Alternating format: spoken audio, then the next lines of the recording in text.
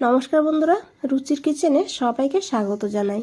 আজ নিয়ে এসেছি বেথো শাকের নিরামিষ রেসিপি।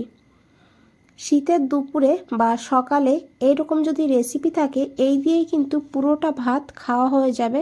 চলুন তাহলে রেসিপিটা দেখে নিয়ে যাক, আশা করি ভালো লাগবে। এখানে আমি এক আটি বেথুয়া শাক নিয়েছি। শাকটাকে ভালো করে বেছে ধুয়ে নিয়েছি। কাটার পরে আর ধোবো না, সেই কারণে কাটার আগে খুব ভালো করে ধুয়ে নিতে হবে, যত সময় না পরিষ্কার জল বের হচ্ছে। তারপরে শাকটাকে এইভাবে কেটে নেব। একদম ঝিরিঝিরি করে না কাটলেও হবে। তো দেখুন আমি কিভাবে কেটেছি। এইভাবে শাকটাকে কেটে নিতে হবে।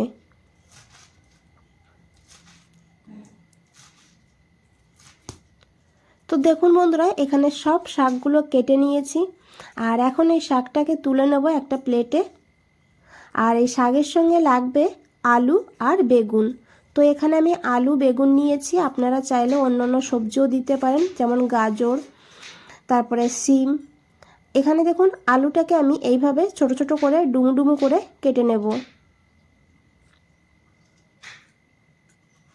তার সঙ্গে বেগুনটাকেও একইভাবে কেটে নেব।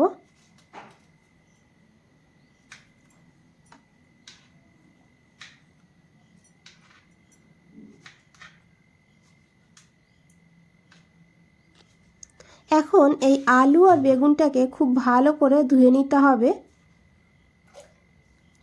আর এদিকে দেখুন আমি একটা প্লেটে তুলে নিয়েছি। আর কিভাবে কেটেছি আরেকবার দেখিয়ে দেব ভালো করে। এদিকে একটা কড়াই বসিয়ে দিয়েছি। কড়াইতে দিয়েছি সর্ষের তেল। এখানে 2 চামচ সর্ষের তেল যোগ করেছি। আর রান্নাটা সর্ষের তেলেই করবেন, তাহলে স্বাদটা বেশি ভালো হবে। যেহেতু শাক রান্না, তারপরে নিরামিষ, তেলটাকে খুব ভালো করে গরম করে নিতে হবে। তারপরে এখানে দিয়েছি দেখুন কিছু বিউলির ডালের বড়ি। যেহেতু নিরামিষ, সেই কারণে এখানে আমি বিউলির ডালের বড়ি নিয়েছি। আর বড়িটা আপনারা বাড়িয়ে কমিয়ে নিতে পারেন। এখন বড়িটাকে মিডিয়াম ফ্লেমে এইভাবে লাল করে ভেজে তুলে নিতে হবে। এই তেলের মধ্যেই আমি বেগুনগুলো ভেজে নেব। এখানে আমি বেগুনগুলো ছেড়ে দিয়েছি। আর দিয়েছি অল্প করে একটু লবণ আর অল্প করে একটু হলুদের গুঁড়ো। বেগুন যেহেতু রান্না হতে খুব বেশি সময় লাগে না, সেই কারণে বেগুনটাকে আলাদা করে ভেজে নিতে হবে। তো দেখুন বন্ধুরা, এইভাবে বেগুনটাকে ভেজে নিতে হবে। আর গ্যাসের ফ্লেমটা মিডিয়ামে রাখবেন, লোতে রাখবেন না, না হলে বেগুনে পুরোটা তেল সোপ করে নেবে। বেগুনগুলো এখানে ভাজা হয়ে গিয়েছে। এখন এই বেগুনগুলোকে তুলে নিতে হবে। তো এই তেলেই আমি রান্নাটা করে নেব। এখানে আমি ফোড়নের জন্য নিয়েছি রাঁধুনি। রাঁধুনি ফোড়ন দিয়ে এই শাকটা রান্না করে খেয়ে দেখবেন, অসাধারণ লাগে খেতে। এখানে আমি হাফ চামচ মতন রাঁধুনি দিয়েছি। আর একটা শুকনো লঙ্কা এভাবে ফাটিয়ে দিয়েছি, এতে ফ্লেভারটা খুব ভালো হবে। এখন ভালো করে একটু ফোড়নটাকে ভেজে নিয়েছি। তারপরে এখানে দিয়েছি কেটে রাখা আলু।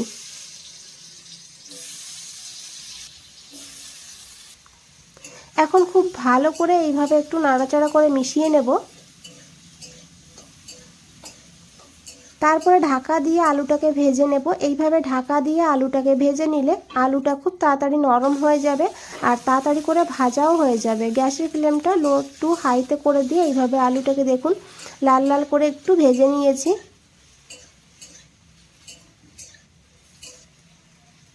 এখন মাঝখানে এইভাবে একটু জায়গা করে নিয়েছি। তারপরে এখানে দিয়েছি অল্প করে একটু আদা। আদাটাকে আমি গ্রেট করে নিয়েছি।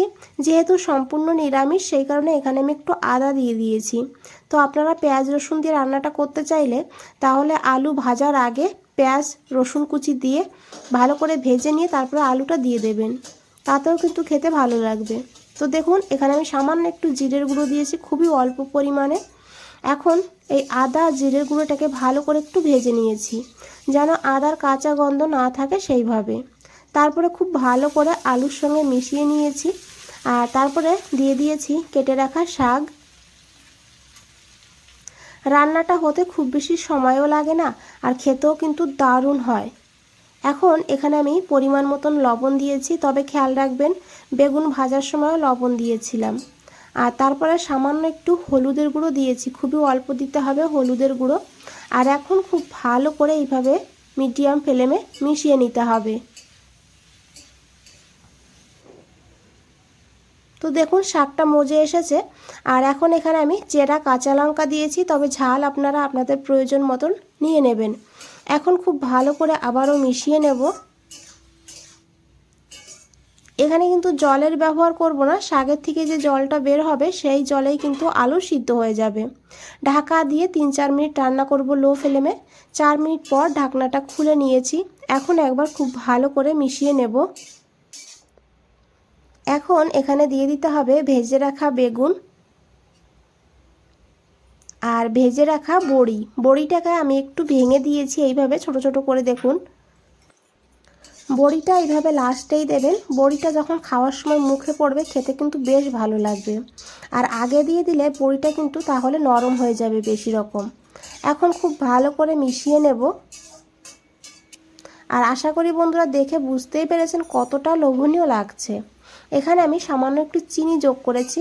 যেহেতু নিরামিষ শাক রান্না, তাই একটু চিনি দিলে খেতে খুবই ভালো হবে। আপনারা যদি দিতে না চান না দিয়েও রান্নাটা করতে পারেন। এখন খুব ভালো করে এইভাবে মিশিয়ে নিয়েছি। আর শাকের মধ্যে এখনও দেখতে পাচ্ছেন হালকা একটু জলো জলো ভাব আছে। এই জলো ভাবটা যেন না থাকে, শাকটাকে শুকিয়ে নিতে হবে। সেইভাবে আবারও এইভাবে 2-3 মিনিট রান্না করে নেব মিডিয়াম ফ্লেমে। বন্ধুরা এখানে একটা কথা বলে রাখি, যদি রেসিপিটা দেখে ভালো লেগে থাকে তাহলে অবশ্যই একটা লাইক করে দেবেন, কমেন্টসে জানাবেন আর চ্যানেলটাকে সাবস্ক্রাইব করে পাশে থাকবেন। ফেসবুক থেকে দেখলে পেজটাকে ফলো করে দেবেন। তো দেখুন মাঝখানে আমি একটু জায়গা করে নিয়েছি। শাকটা কিন্তু ভাজা হয়ে গিয়েছে। এখন এখানে আমি 1/2 চামচ সর্ষের তেল দিয়েছি আর তার মধ্যে 1 চামচ পোস্ত দিয়েছি। এই সর্ষের তেলটা কিন্তু হালকা হালকা গরম হবে, একদম কিন্তু গরম করব না। যে হালকা একটু কাঁচা গন্ধ থাকবে, তাতে কিন্তু খেতে ভীষণই ভালো হবে। পোস্তটা দিয়ে এইভাবে হালকা করে মিশিয়ে নেব, তারপরে ভালো করে শাকের সঙ্গে মিশিয়ে নেব।